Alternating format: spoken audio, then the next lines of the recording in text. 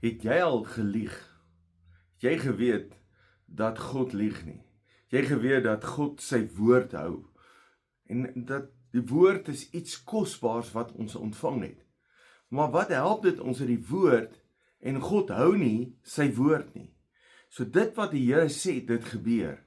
Nou, ons het Pinkstertyd gehad en ons het so baie geleer oor die Heilige Gees. Maar wat baie belangrik is, Jesus, sy laaste belofte, gaan na Jerusalem, wag daar sal julle die Heilige Gees ontvang en krag. Julle sal krag ontvang. En dan lees ons in Handelinge dat dit gebeur het. En dan begin die kerk met groot ywer, groot krag. Petrus wat die woord van die Here verkondig. So God se belofte het waar geword.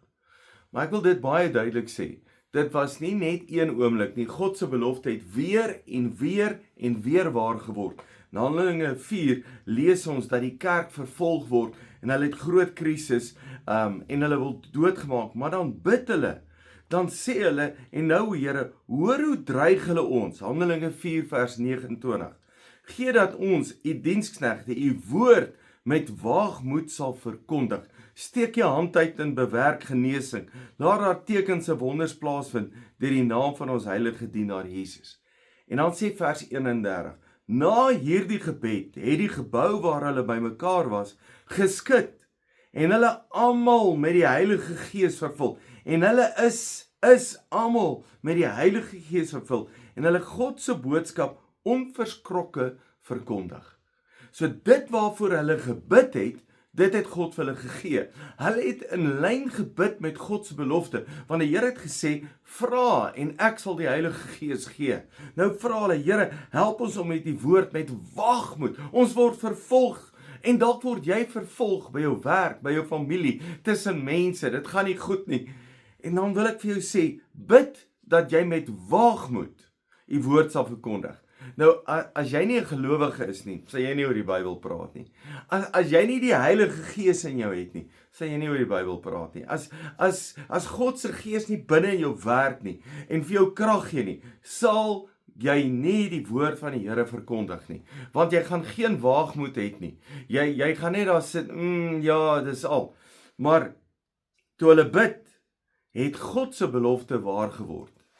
En dink 'n oomblik daaraan, God het 'n belofte, as jy my soek, sê jy my vind. God se belofte is, as jy na my roep, gaan ek vir jou antwoord. As jy klop, gaan ek oopmaak. God het 'n belofte, dat ek vir jou sal voorsien. God het 'n belofte, gee en vir jou sal gegee word. Daai belofte was nie net vir in Jesus se tyd nie, of vir die eerste kerk nie. Daai belofte begin daar en hy loop die hele tyd. Dis eintlik 'n beginsel wat die waarheid wat daar bly, wat die waarheid is en die waarheid leef. Nou ons het baie keer beginsels, of ek het reëls, ek maak vir myself 'n reël, en dan breek ek partykeer my eie reël.